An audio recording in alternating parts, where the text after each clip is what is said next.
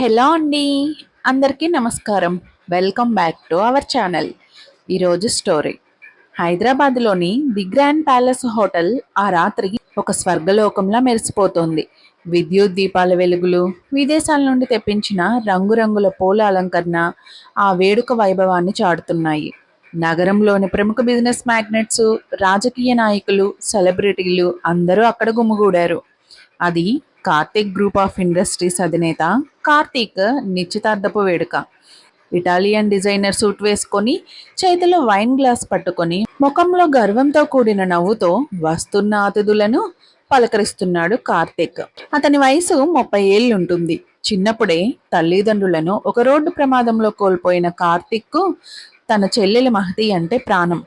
ఆమెకు తల్లిదండ్రి అన్నీ తనే అయ్యి ఏ లోటు లేకుండా పెంచాడు. మహతి అడిగిందల్లా కాదనకుండా సమకూర్చాడు. కానీ బిజినెస్ సామ్రాజ్యంలో పైకి ఎదిగే క్రమంలో కార్తిక్ డబ్బుపై, హోదాపై విపరీతమైన పిచ్చి పెరిగింది. ఆ పిచ్చితోనే అతను రాయల్ ఇన్ఫ్రాస్ట్రక్చర్ సీఈఓ అయిన అర్జున్ చెల్లెలు కావ్యను ప్రేమ పేరుతో వాడుకున్నాడు. తీరా 100 కోట్ల ఆస్తి, అంతకు మించిన పొలిటికల్ బ్యాక్గ్రౌండ్ ఉన్న పెద్ద సంబంధం రాగానే కావ్యను నడి రోడ్డుపై వదిలేశాడు. ఆ అవమానాన్ని, నమ్మక ద్రోహాన్ని తట్టుకోలేక కావ్య ఆత్మహత్యకు ప్రయత్నించి ప్రస్తుతం హాస్పిటల్ ఐసీయూలో చావు బతుకుల్లో కొట్టుమిట్టాడుతోంది. అదే హాల్లోని ఒక విఐపి గదిలో అద్దం ముందు నిలబడి ఉంది మహతి. ఆమె కార్తీక్ సొంత చెల్లెలు. ఒక లోకల్ కాలేజీలో లెక్చరర్. అన్నయ్య నిశ్చితార్థం కాబట్టి ఆమె ఎంతో ఖరీదైన రాయల్ బ్లూ కలర్ కాంచీపురం పట్టు చీర కట్టుకొని, సాంప్రదాయ నగలు పెట్టుకొని, తలలో మల్లెపూలతో ఒక యువరాణిలా మెరిసిపోతోంది. నిలువెత్తు అద్దంలో తనని తాను చూసుకుంటూ, అమ్మా నాన్న లేకపోయినా అన్నయ్య నన్ను ఎంత బాగా చూసుకున్నాడు, ఈరోజు నా అన్నయ్య ఒక ఇంటివాడు కాబోతున్నాడు అని మురిసిపోతోంది. ఆమెకు అన్నయ్యే సర్వస్వం. కానీ ఆ అన్నయ్య వెనుక ఉన్న మోసం, ఒక అమాయక ఆడపిల్ల జీవితాన్ని బలి తీసుకున్న కుట్ర ఆమెకు అస్సలు తెలియదు. సరిగ్గా అప్పుడే హోటల్ పోర్టికోలోకి అర్జున్ కారు వేగంగా వచ్చి ఆగింది. అర్జున్ కళ్ళల్లో ప్రతీకార జ్వాల రగులుతోంది. తన చెల్లి ఐసీయూలో పడే వేదనకు కారణమైన కార్తిక్కు నరకం చూపించడమే అతని లక్ష్యం. కార్తిక్కు ప్రాణమైన అతని చెల్లెలు మహతి జీవితాన్ని నాశనం చేయడమే సరైన రివెంజ్ అని అర్జున్ ముందే ప్లాన్ చేసుకొని అక్కడికి వచ్చాడు. హాల్లోకి సింహంలా అడుగుపెట్టిన అర్జున్ సెక్యూరిటీని తోసేస్తూ నేరుగా మహతి ఉన్న గది వైపు వెళ్ళాడు. గది తలుపులు తెరిచి లోపల ఉన్న మహతి చెయ్యి గట్టిగా పట్టుకొని లాగాడు. ఏయ్, ఎవరు నువ్వు? నా చెయ్యి వదులు! ఎంత ధైర్యం నీకు? మహతి షాక్తో, భయంతో అరిచింది. అర్జున్ అందరి ముందు ఆమెను లాక్కుంటూ హాల్లో ఉన్న స్టేజ్ దగ్గరకు తీసుకువచ్చాడు. కార్తిక్ స్టేజ్ దిగి కిందకు పరిగెత్తుకుంటూ వచ్చాడు. అర్జున్, ఏం చేస్తున్నావు? నా చెల్లెల్ని వదులు అని గర్జించాడు కార్తిక్.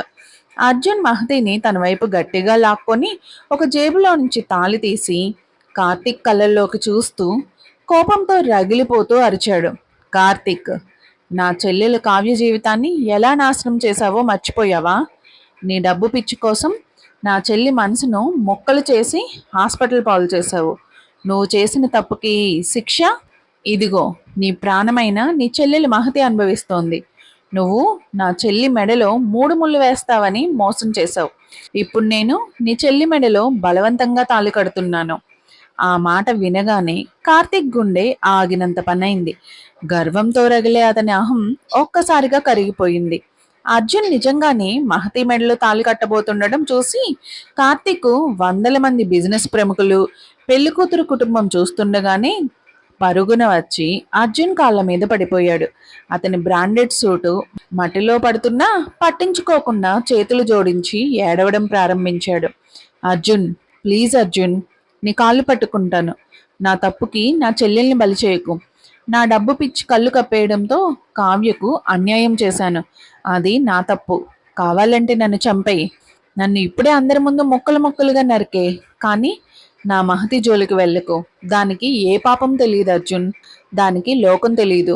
ప్లీజ్ నా చెల్లెల్ని వదిలే అని కన్నీళ్లతో బ్రతిమలాడాడు. కానీ అర్జున్ కళ్ళల్లో పగ తప్ప ఏమీ కనిపించలేదు. కార్తిక్, నా చెల్లెలు ఐసీయూలో చావు బతుకుల్లో ఉంటే నువ్విక్కడ పెళ్లి వేడుక చేసుకుంటావా?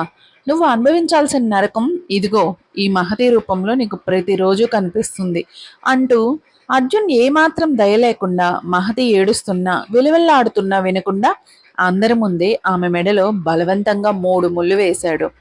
మహతి గొంతు రానంతగా ఏడ్చింది.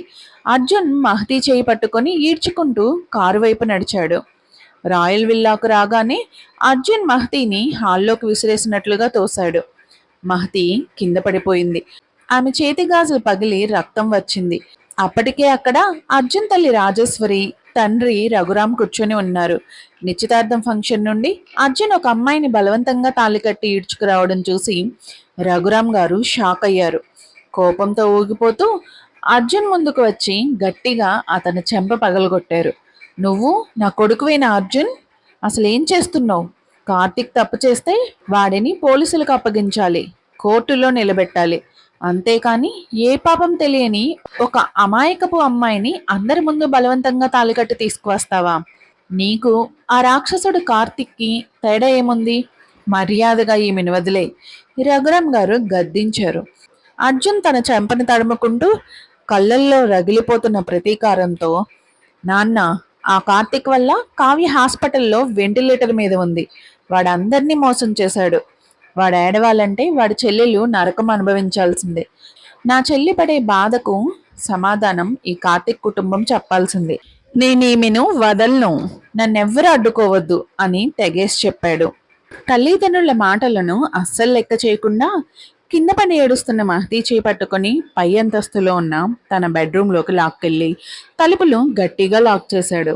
ఆ గదిలో మహతి మూలను కూర్చొని భయంతో వణుకుతూ ఏడుస్తోంది. పట్టు చీర నలిగిపోయింది. తలలో మల్లెపూలు కింద పడిపోయాయి. అర్జున్ కోపంగా కోటు విప్పేసి కళ్ళల్లో క్రూరత్వంతో ఆమె దగ్గరకు వచ్చాడు. వద్దర్జున్ గారు, ప్లీజ్ నా దగ్గరకు రాకండి, నన్ను వదిలేయండి, మా అన్నయ్య చేసిన తప్పుకు నన్ను శిక్షించకండి అంటూ మహతి చేతులు జోడించి వేడుకుంది. మీ అన్నయ్య తప్పు చేశాడా? వాడు నా చెల్లి జీవితాన్ని నాశనం చేశాడు మహతి. దానికి ప్రతిఫలం నువ్వు అనుభవించాలి అంటూ అర్జున్ ఆమె భుజాలు గట్టిగా పట్టుకొని బెడ్ మీదకు లాగాడు. వద్దు వద్దు అని మహతి ఎంతగా అరిచినా ఏడ్చినా అతని చేతులను నెట్టేయాలని చూసినా ప్రయోజనం లేకపోయింది. ప్రతీకార జ్వాలలో రగిలిపోతున్న అర్జున్ ఆమె ఇష్టానికి ఆత్మగౌరవానికి విరుద్ధంగా బలవంతంగా తనను లొంగదీసుకున్నాడు. ఆ రాత్రి మహతి శరీరం మనసు 2 ముక్కలయ్యాయి. ఆ రాత్రి తర్వాత ప్రతిరోజు మహతి మనసులో ఒక భయంకరమైన నరకం సంఘర్షణ మొదలైంది. ఆమె చదువుకున్న అమ్మాయి, సమాజంలో పిల్లలకు బుద్ధులు చెప్పే లెక్చరర్. ఒకవైపు తను ప్రాణంగా నమ్మిన అన్నయ్య కేవలం డబ్బు పిచ్చితో ఒక అమాయకపు ఆడపిల్ల జీవితంతో ఆడుకున్నాడనే భయంకరమైన నిజాన్ని ఆమెను లోపల చంపేస్తోంది. నా అన్నయ్య ఇలాంటి రాక్షసుడా? ఒక ఆడపిల్ల ఆత్మహత్య చేసుకునేలా చేశాడా?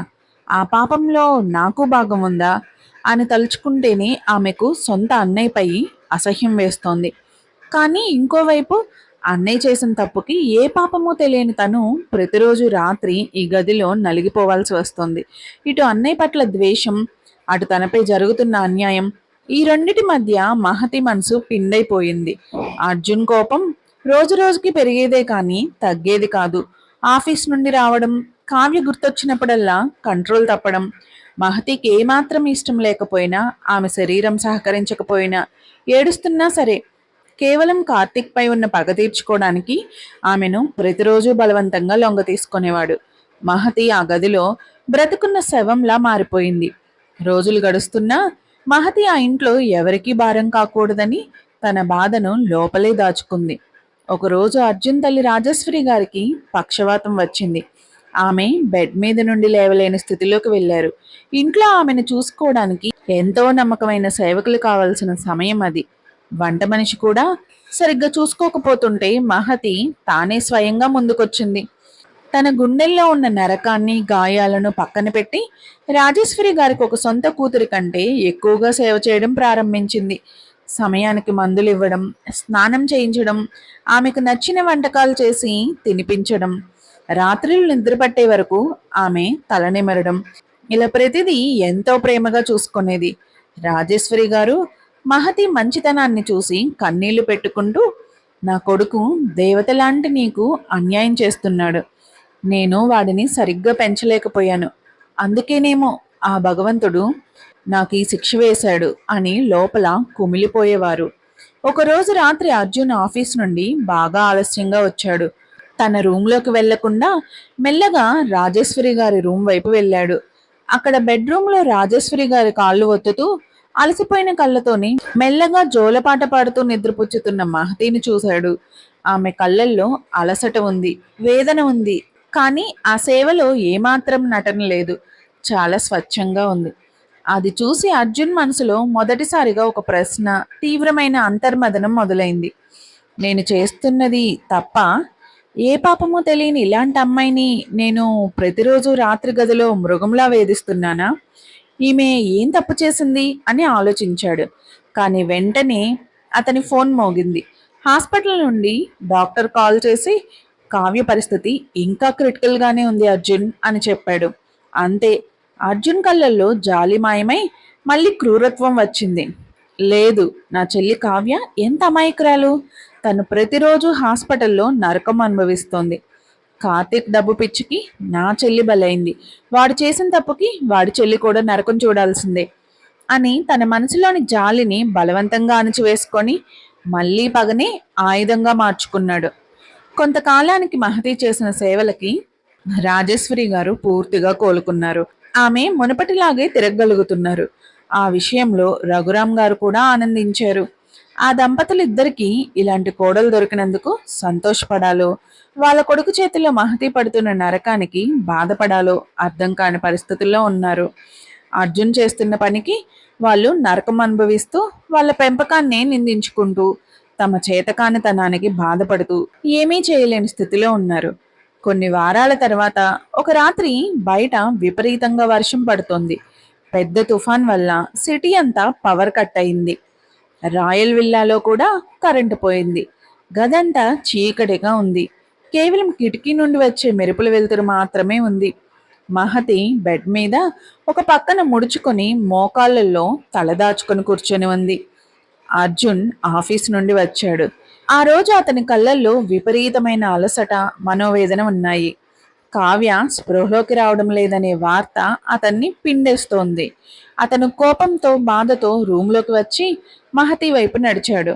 మెరుపుల వెలుతురులో అతని ముఖం భయంకరంగా కనిపిస్తోంది. అతను ఎప్పట్లాగే ప్రతీకారంతో మహతి భుజాలు గట్టిగా పట్టుకొని తన వైపు లాగబోయాడు. కానీ ఈసారి మహతి అతని చేతులను గట్టిగా నెట్టేసింది.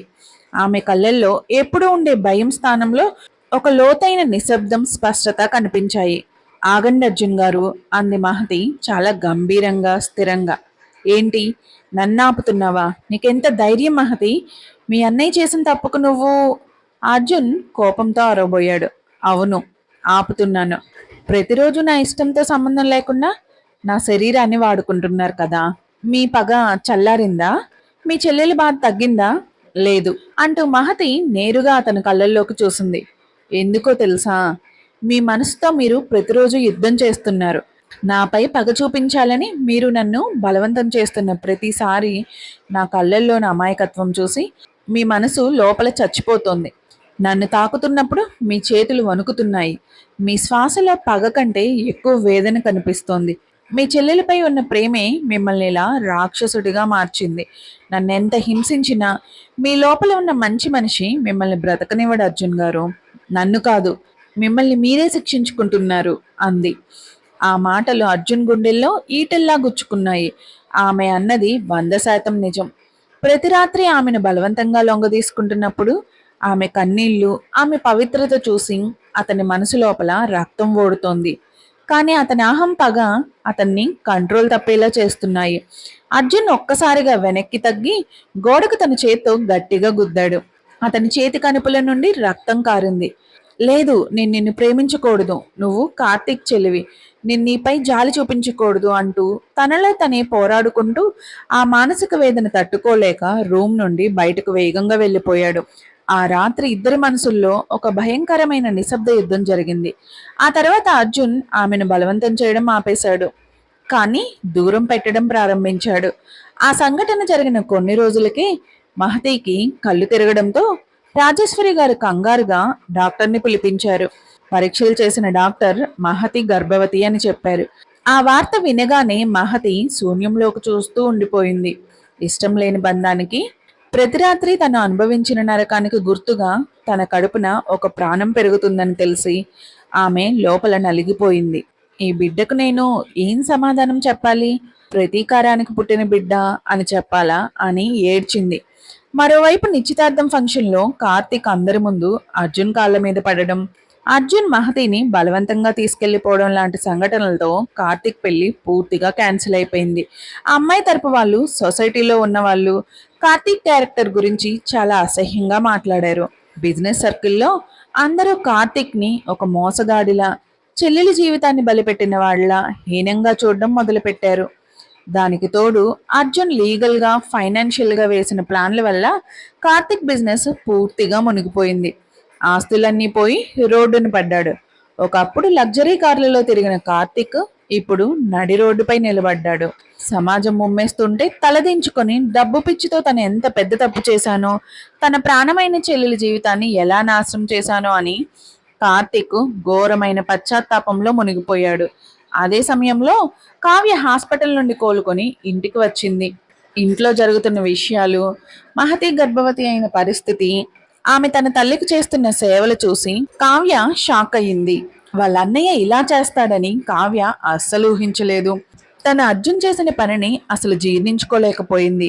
మహతి వ్యక్తిత్వం గురించి తనెంత ఆత్మగౌరవం ఉన్న అమ్మాయో కావ్యకి బాగా తెలుసు. ఎందుకంటే కార్తిక్ ఎప్పుడు మహతి గురించే చెప్తూ ఉండేవాడు. అలాంటి మహతిని ఎంతో మంచివాడైనా తన అన్నయ్య అర్జున్ ఇంతలా వేధించడం, ఆమె ఆత్మగౌరవం మీద దెబ్బ కొట్టడం, ఇదంతా కావ్య అస్సలు నమ్మలేకపోతోంది. ఆమె ఇంకా షాక్లోనే ఉంది. కావ్య వెంటనే నేరుగా అర్జున్ దగ్గరకు వెళ్ళింది. అన్నయ్య, నువ్వు నా కోసం ప్రతీకారం తీర్చుకున్నాను అనుకుంటున్నావు, కానీ నువ్వు చేసిన పనికి నాకు తల ఎత్తుకోలేనంత అవమానంగా ఉంది. కార్తీక్ నన్ను మోసం చేశాడు, కానీ నువ్వు ఏ పాపం తెలియని ఒక అమ్మాయిని బలవంతం చేసి ప్రతిరోజు నరకం చూపించి కార్తీక్ కంటే పెద్ద తప్పు చేశావు. మహతి వదిన దేవత, తను లేకపోతే అమ్మ ఈ పాటికే చనిపోయేది. అలాంటి వదిన జీవితాన్ని నువ్వు నాశనం చేశావు.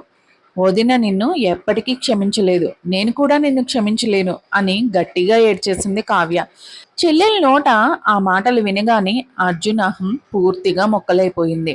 తను ప్రతీకారపు పిచ్చితో, కోపంతో ఎంతటి దారుణమైన మృగంగా మారిపోయాడో, ఒక అమాయకురాలి జీవితాన్ని ఎలా బలి తీసుకున్నాడో అతనికి పూర్తిగా అర్థమైంది. అర్జున్ పశ్చాత్తాపంతో మహతి దగ్గరికి వెళ్ళాడు. మహతి మంచంపై అలసటతో పడుకొని ఉంది. అర్జున్ ఆమె కాళ్ళ దగ్గర కింద కూర్చొని ఒక్కసారిగా ఆమె 2 చేతులు పట్టుకొని తన తలను ఆమె పాదాలపై పెట్టి ఒక చిన్న పిల్లాడిలా ఏడవడం ప్రారంభించాడు. మహతి, నన్ను క్షమించు. ప్రతీకారపు పిచ్చితో నేను మృగంగా మారిపోయాను. నీ ఇష్టాన్ని గౌరవించకుండా ప్రతిరోజు నిన్ను నరకానికి గురి చేశాను. నేను చేసిన తప్పుకు నాకు ఏ శిక్ష వేసినా తక్కువే. నాపై కోపంతో నా బిడ్డను, నిన్ను నువ్వు దూరం చేసుకోకు. దయచేసి నాకు ఒక్క అవకాశం ఇవ్వు మహతి. జీవితాంతం నీ కాళ్ళ దగ్గరే పడి ఉంటాను అంటూ కన్నీరు మున్నీరుగా ఏడ్చాడు. మహతి తన చేతులను అతని పట్టు నుండి మెల్లగా విడిపించుకుంది. ఆమె కళ్ళల్లో కన్నీళ్లు ఉన్న గంభీరంగా ఉంది. మీరు చేసిన తప్పుకి క్షమాపణ చాలా చిన్నది అర్జున్ గారు. ఒక స్త్రీ ఆత్మగౌరవాన్ని దెబ్బతీసి ఇప్పుడు ఏడిస్తే ఆ గాయం మాసిపోదు.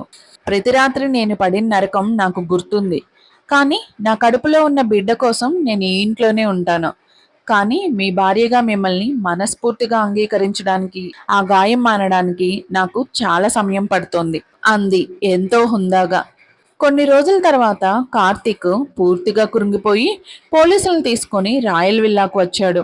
అర్జున్ పై కేసు పెట్టి తన వల్ల నరకం అనుభవిస్తున్న తన చెల్లెల్ని ఎలాగైనా తీసుకెళ్లాలని చూశాడు. కానీ మహతి హాల్లోకి వచ్చి అన్నయ్య ముందు నిలబడింది. అన్నయ్య, ఆగు. అర్జున్ గారు తప్పు చేశారు. దానికి ఆయన ప్రతిరోజు పశ్చాత్తాపంతో నరకం అనుభవిస్తున్నారు. కానీ ఈ పరిస్థితికి అసలు కారణం నువ్వు చేసిన మోసమే నన్ను ఈరోజు ఇక్కడ నిలబెట్టింది. నీ డబ్బు పిచ్చే నన్ను ఈ నరకంలోకి నెట్టింది. ఇప్పుడు నా కడుపులో ఈ ఇంటి వారసుడు పెరుగుతున్నాడు. నా బిడ్డకి తండ్రిని దూరం చేసే హక్కు నీకు లేదు. ఇకనైనా నీ తప్పు తెలుసుకొని పశ్చాత్తాపంతో బ్రతుకు. ఇక్కడి నుండి వెళ్ళిపో అని స్పష్టంగా, కఠినంగా చెప్పేసింది. కార్తిక్కి తన తప్పు పూర్తిగా తెలిసి వచ్చి చెల్లెల వైపు చూడలేక కన్నీళ్లతో అక్కడి నుండి వెళ్ళిపోయాడు. కొన్ని నెలల తర్వాత మహతి ఒక అందమైన బాబుకి జన్మనిచ్చింది. హాస్పిటల్ బెడ్ పై బాబును పక్కన పెట్టుకుని ఉన్న మహతి దగ్గరకు అర్జున్ మెల్లగా భయపడుతూనే వచ్చాడు. బాబును చూసి అతని కళ్ళల్లో ఆనంద బాష్పాలు తిరిగాయి. అర్జున్ మహతి వైపు చూస్తూ, నేను చేసిన పాపానికి నువ్వు నాకు ఇచ్చిన అతిపెద్ద బహుమతి ఇది మహతి. జీవితాంతం నీకు మన బాబుకి సేవకుడిగా ఉండి నేను చేసిన తప్పును సరిదిద్దుకుంటాను అన్నాడు వినయంగా. మహతి పక్కనే ఉన్న బాబుని చూసింది. ఆ తర్వాత అర్జున్ కళ్ళల్లోని నిజమైన పశ్చాత్తాపం, ఇన్నాళ్ళుగా అతను పడుతున్న మనోవేదనను గమనించింది. బాబు కోసమైనా అర్జున్ని క్షమించాలనుకుంది. కానీ అర్జున్ తన వ్యక్తిత్వాన్ని, ఆత్మగౌరవాన్ని దెబ్బతీసిన విషయాలు అస్సలు మర్చిపోలేకపోతోంది. అర్జున్ మాటలకు ఏమీ చెప్పకుండా ముఖం పక్కకు తిప్పేసుకుంది. అర్జున్ బాబుని, మహతిని ఒకసారి చూసి అక్కడి నుంచి వెళ్ళిపోయాడు. తను చేసిన తప్పుకు తను ఎంతగానో కృంగిపోతున్నాడు. మరి అంత నరకం అనుభవించిన మహతి పరిస్థితి ఏంటి? ఆ పరిస్థితి తలుచుకోవడానికి కూడా అతను ధైర్యం చేయలేకపోతున్నాడు. మహతి ఎటువంటి శిక్ష వేసినా సరే, ఎంతకాలమైనా సరే మహతి క్షమాపణ కోసం ఎదురు చూస్తూనే ఉండాలనుకున్నాడు. బాబు పుట్టిన మహతి మనసులో అలజడి తగ్గలేదు. బాబును చూసుకుంటున్నప్పుడు ఆమె ముఖంలో మాతృత్వపు ఆనందం ఉన్న అర్జున్ వైపు చూసినప్పుడు మాత్రం గతంలో తను అనుభవించిన నరకం, తన ఆత్మగౌరవానికి జరిగిన భంగం గుర్తొస్తూనే ఉన్నాయి. ఒకరోజు రాత్రి అర్జున్ బాబును ఒడిలో పెట్టుకుని ఆడిస్తూ ఉండడం మహతి చూసింది. అతని కళ్ళల్లో ఇప్పుడు మృగం లేడు, కేవలం ఒక తండ్రి, పశ్చాత్తాపంతో కుమిలిపోతున్న ఒక భర్త మాత్రమే ఉన్నాడు. మహతి అతని దగ్గరకు వచ్చి నిలబడింది. అర్జున్ గారు, నన్ను క్షమించమని అడుగుతున్నారు, కానీ క్షమాపణ అనేది ఇంత సులువైన విషయమా? ఒక స్త్రీ ఇష్టాన్ని కాదని ప్రతీకారంతో ఆమె శరీరాన్ని, మనసును గాయపరచడం కేవలం నన్ను క్షమించు అని 4 ముక్కల మాటతో మాసిపోతుందా? నా కడుపున పుట్టిన బిడ్డ కోసం నేను ఇంట్లో ఉండగలను, కానీ మీ భార్యగా మిమ్మల్ని ఎలా అంగీకరించగలను? చట్టం ముందు, సమాజం ముందు మీ తప్పు తప్పు కాకుండా పోతుందా అని నిలదీసింది. ఆమె గొంతులో కోపం లేదు, కానీ ఒక స్పష్టత ఉంది. ఆ మాటలు అర్జున్ గుండెల్లో బలంగా నాటబడ్డాయి. తను చేసిన దారుణానికి కేవలం కన్నీళ్లు మాత్రమే సరిపోవని అతనికి అర్థమైంది. మరుసటి రోజు ఉదయమే అర్జున్ ఒక సంచలన నిర్ణయం తీసుకున్నాడు. తన తండ్రి రఘురామ్ మహతి సమక్షంలోనే పోలీసులకు ఫోన్ చేసి ఇంటికి రప్పించాడు. నేను నా భార్య మహతిపై గృహహింసకు, బలవంతంగా లొంగదీసుకోవడానికి పాల్పడ్డాను. నా ప్రతీకార పిచ్చితో ఒక స్త్రీ ఆత్మగౌరవాన్ని దెబ్బతీశాను. చట్ట ప్రకారం నన్ను అరెస్ట్ చేయండి అని అర్జున్ స్వయంగా పోలీసులకు లొంగిపోయాడు. రఘురామ్ గారు కొడుకు నిర్ణయాన్ని ఆపలేదు. నువ్వు చేసిన తప్పుకు శిక్ష అనుభవించాల్సిందే అర్జున్. అప్పుడే నీ పశ్చాత్తాపానికి ఒక విలువ ఉంటుంది అన్నారు ఆయన గంభీరంగా. పోలీసులు అర్జున్ని తీసుకెళ్తుంటే మహతి నిశ్శబ్దంగా చూస్తూ ఉండిపోయింది. అర్జున్ కళ్ళల్లో ఎలాంటి భయం లేదు, కేవలం మహతి పట్ల గౌరవం, తప్పు సరిదిద్దుకోవాలని తపన మాత్రమే కనిపించాయి. కోర్టు అర్జున్కు 6 నెలల జైలు శిక్ష, 50,000 రూపాయల జరిమానా విధించింది. ఈ 6 నెలల కాలం ఇద్దరికి ఒక పెద్ద పరీక్షగా మారింది. అర్జున్ జైల్లో ఉన్న 6 నెలలు మహతికి తీవ్రమైన అంతర్మదన కాలం. సమాజం రకరకాలుగా మాట్లాడుకుంది. కొందరు ఆమెను కష్టాల్లో ఉన్న అన్నయ్యను వదిలేసి ఇక్కడ ఉంటుందని నిందించారు. మరికొందరు మొగుడిని జైలుకు పంపిన ఆడదని విమర్శించారు. కానీ మహతి దేనికి లొంగలేదు.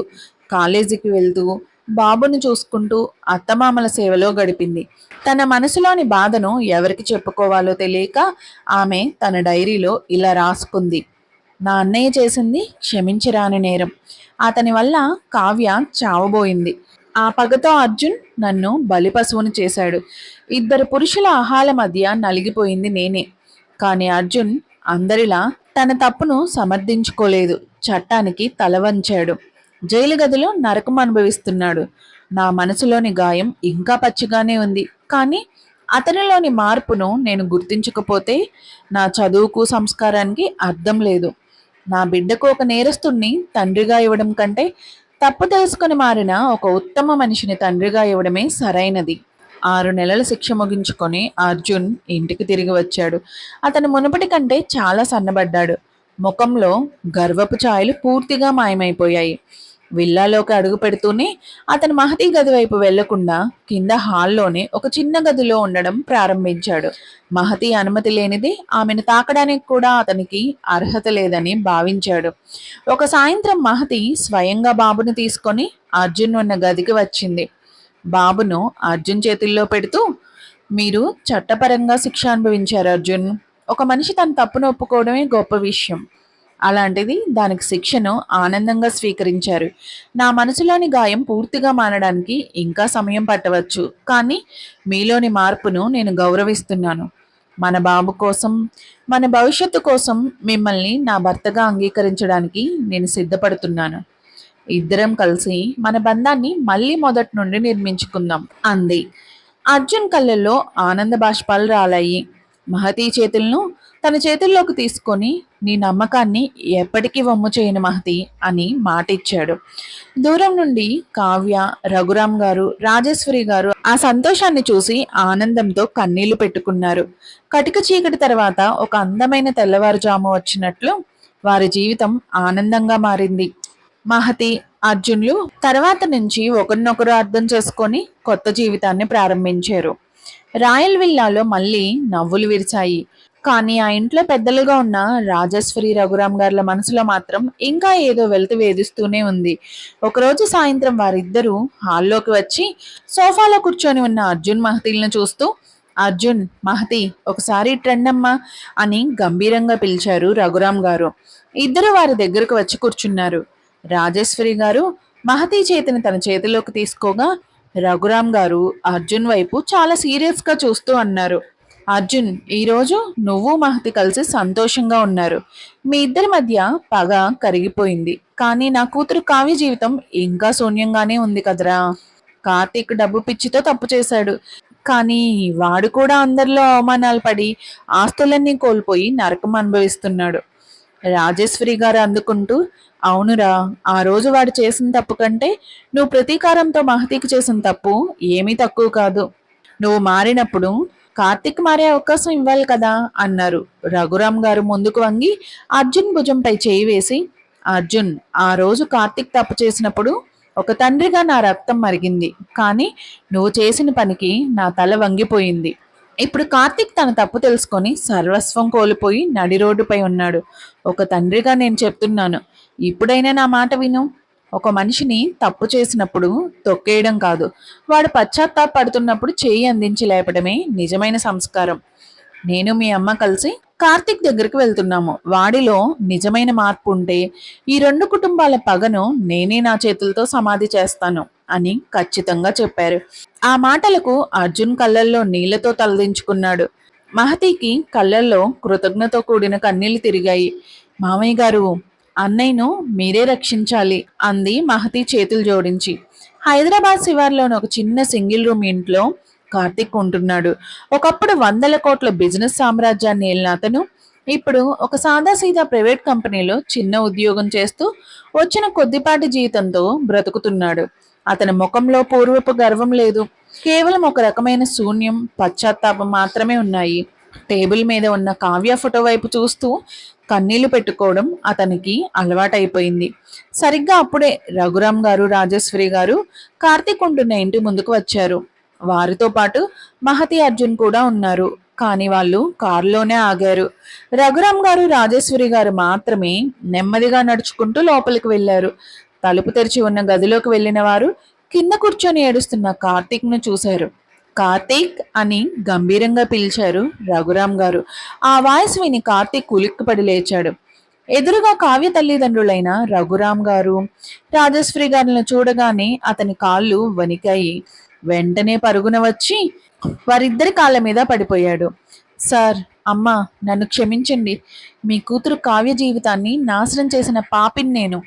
నాకు డబ్బు పిచ్చి పట్టి కళ్ళు మూసుకుపోయి అమాయకురాలి మనసు విరిచేశాను. ఆ పాపమే నన్ను ఈరోజు ఇలా రోడ్డును పడేసింది.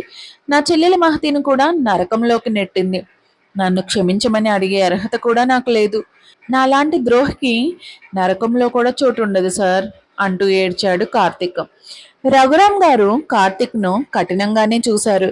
కానీ అతని కళ్ళల్లోని నిజమైన పశ్చాత్తాపం ఆయనను కదిలించింది. ఆయన వంగి కార్తిక్ చేతులు పట్టుకొని పైకి లేపారు. కార్తీక్, ఆ రోజు బిజినెస్ ఉందనే అహంకారంతో, డబ్బు పిచ్చితో నువ్వు మాట్లాడిన మాటలు, చేసిన మోసం నా కూతుర్ని చావంచుల్లోకి తీసుకెళ్లాయి. నిన్ను నా చేతులతో చంపేయాలన్నంత కోపం వచ్చింది నాకు. కానీ ఈరోజు నీ స్థితి చూస్తుంటే దేవుడు నీకు సరైన శిక్షే వేశాడు అనిపిస్తోంది. ఆస్తులు పోయి సమాజం చీదరించుకుంటుంటే నలిగిపోయావు కదా. ఇప్పుడు చెప్పు, డబ్బు గొప్పదా, మనుషుల మనసులు గొప్పవా అని గద్దించారు రఘురాం గారు. మనుషుల మనసులే గొప్పవు సార్. కావ్య ప్రేమే గొప్పది. అది తెలియక సర్వస్వం నాశనం చేసుకున్నాను అన్నాడు కార్తీక్ తలదించుకొని ఏడుస్తూ. రాజేశ్వరి గారు కార్తీక్ తల నిమిరి, రఘురాం గారు, వీడు నిజంగానే మారాడు.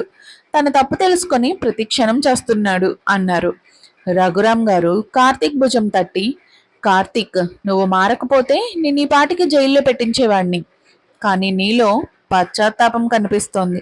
నీ చెల్లి మహతి వల్ల నా కొడుకు అర్జున్లో మార్పు వచ్చింది. అలాంటప్పుడు ఒక తండ్రిగా మహతి కోసమైనా నీకు ఒక అవకాశం ఇవ్వడం నా బాధ్యత. నీ పాత జీవితాన్ని, నీ మోసాన్ని మర్చిపోయి నా కూతురు కావ్యను నీ ప్రాణం కంటే ఎక్కువగా చూసుకోగలవా? సాధారణ జీవితాన్ని గడపగలవా అని అడిగారు. కార్తీక్ ఒక్కసారిగా ఆశ్చర్యపోయాడు. కొద్దిసేపటి తర్వాత, నా ప్రాణం ఉన్నంత వరకు కావ్యను గుండెల్లో పెట్టుకుంటాను సార్. నాకు ఆ ఒక్క అవకాశం ఇవ్వండి అని కార్తీక్ చేతులు జోడించాడు.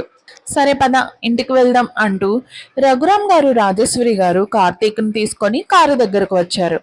కారులో ఉన్న మహతి అన్నయ్యని చూడగానే పరిగెత్తుకుంటూ వచ్చి గట్టిగా హత్తుకొని ఏడ్చేసింది. అర్జున్ కూడా కార్తీక్ వైపు చూసి గతంలో తన ప్రతీకారంతో ప్రవర్తించినందుకు కళ్ళతోనే క్షమాపణ కోరాడు. కార్తీక్ అర్జున్ చేతులు పట్టుకుని రఘురాం గారి పెద్దరికాన్ని చూసి కన్నీళ్లు పెట్టుకున్నాడు. రాయల్ విల్లా హాల్లోకి అందరూ అడుగుపెట్టారు. కావ్య రూమ్ నుండి బయటకు వచ్చి హాల్లో తన తల్లిదండ్రులతో కలిసి నిలబడి ఉన్న కార్తీక్ను చూసి ఒక్కసారిగా స్తంభించిపోయింది. ఒకప్పుడు సూట్లతో అహంకారంతో కనిపించిన కార్తీక్ ఇప్పుడు ఎంతో సాదాసీదాగా, కళ్ళల్లో భయంతో, పశ్చాత్తాపంతో నిలబడడం చూసి ఆమెకు ఏం మాట్లాడాలో అర్థం కాలేదు. కార్తీక్ నెమ్మదిగా కావ్య దగ్గరకు వచ్చాడు. ఆమె ముందు మోకాళ్లపై కూర్చొని తలదించుకొని చేతులు జోడించాడు. కావ్య, ఆ రోజు డబ్బు పిచ్చితో నిన్ను నడి రోడ్డుపై వదిలేశాను. కానీ ఆ తర్వాత ఒక క్షణం కూడా నేను ప్రశాంతంగా లేను. సమాజం నన్ను హీనంగా చూసినప్పుడు, నా ఆస్తులన్నీ పోయినప్పుడు నాకు అర్థమైంది, నేను సంపాదించిన డబ్బు కంటే నీ పవిత్రమైన ప్రేమే గొప్పదని. నా తప్పుకి నీకు క్షమాపణలు చెప్పడం కూడా తప్పే కావచ్చు. కానీ నీ ప్రతి గుర్తు నా మనసులో అలాగే ఉంది. నువ్వు నన్ను క్షమించపోయినా పర్వాలేదు కావ్య, కానీ జీవితాంతం నీకు సేవకుడిగా ఉండి నా పాపాన్ని కడుక్కొనే ఒక్క అవకాశం ఇవ్వు అంటూ కన్నీళ్లు కార్చాడు. రఘురాం గారు కావ్య దగ్గరకు వచ్చి ఆమె తలపై చేయి వేసి నిమిరారు. కావ్య, ఒక తండ్రిగా ఆ రోజు నీ స్థితి చూసి నేను ఎంత నరకం అనుభవించానో నీకు తెలుసు. కార్తీక్ని జీవితాంతం క్షమించకూడదనుకున్నాను. కానీ ఈరోజు వీడి కళ్ళల్లో నిజమైన పశ్చాత్తాపం చూశాను. తప్పు చేయడం మానవ సహజమమ్మా. కానీ ఆ తప్పు తెలుసుకొని సర్వస్వం వదులుకొని వచ్చిన వాడిని క్షమించడం దైవగుణం. మీ వదిన మహతి తన పెద్ద మనసుతో అర్జున్ని క్షమించి ఈ ఇంటిని నిలబెట్టింది. ఇప్పుడు నువ్వు కూడా కాదనకుండా నీ తండ్రి మాటను గౌరవించి కార్తీక్ను క్షమించమ్మా.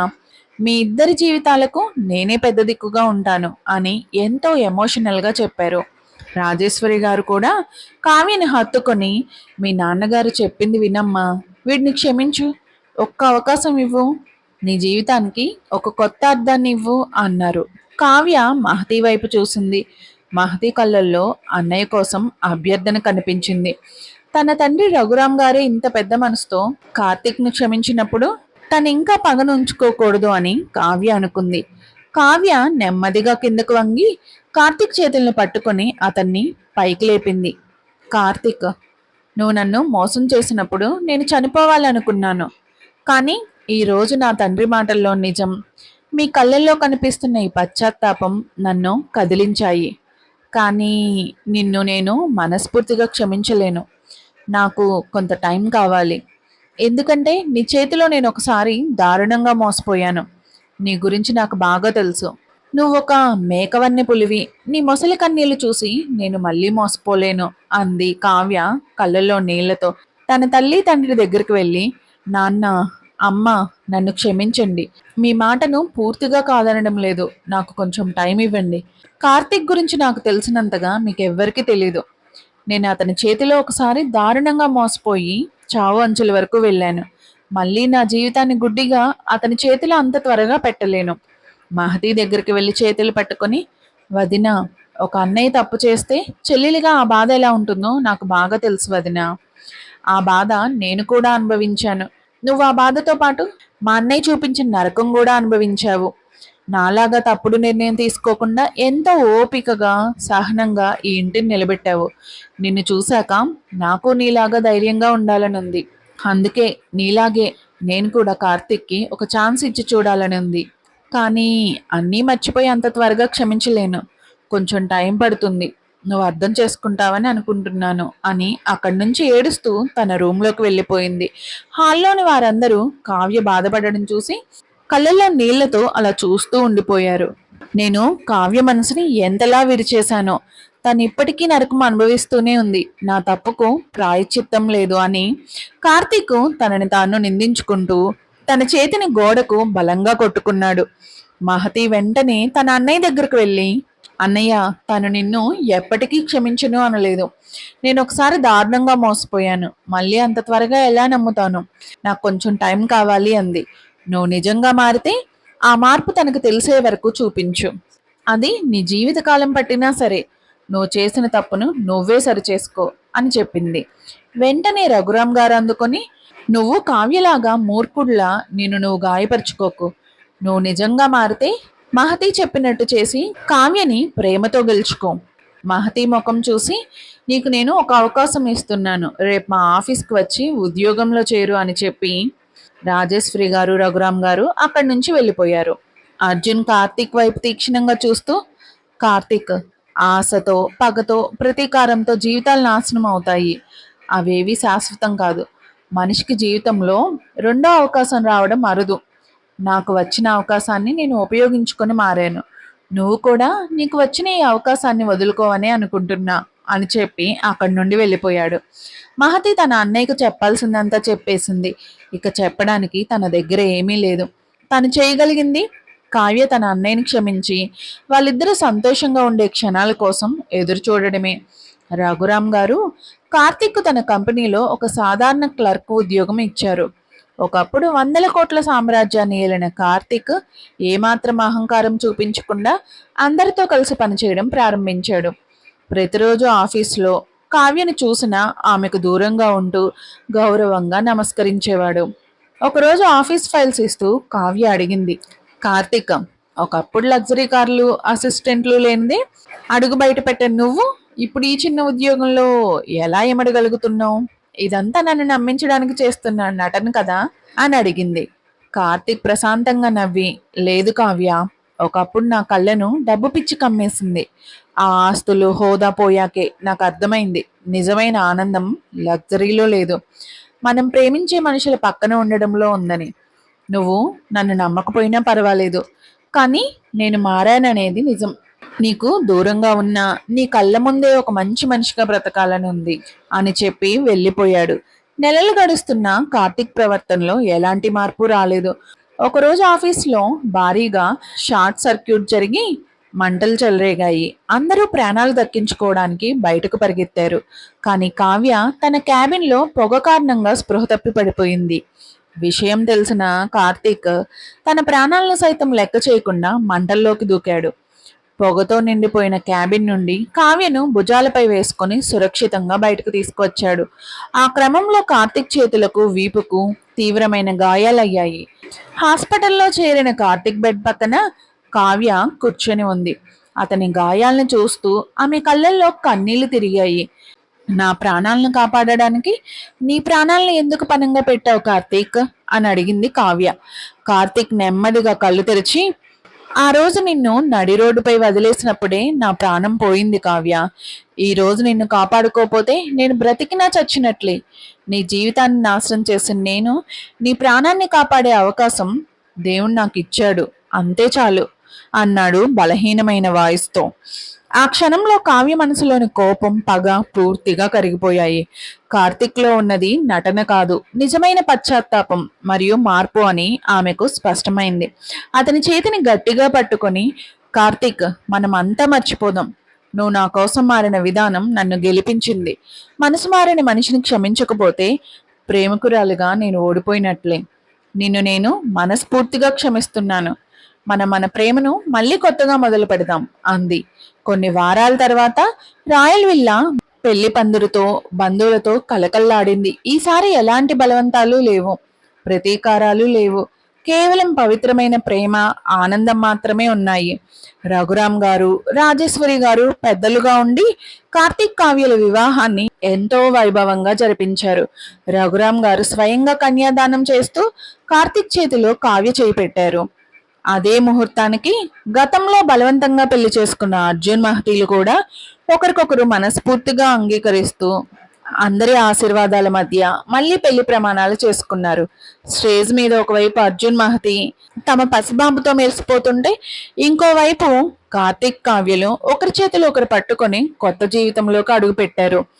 రఘురాం గారు స్టేజ్ పైకి వచ్చి ఇద్దరు జంటలను దీవిస్తూ, నా జీవితంలో ఇంతకంటే పెద్ద సంతోషం లేదు.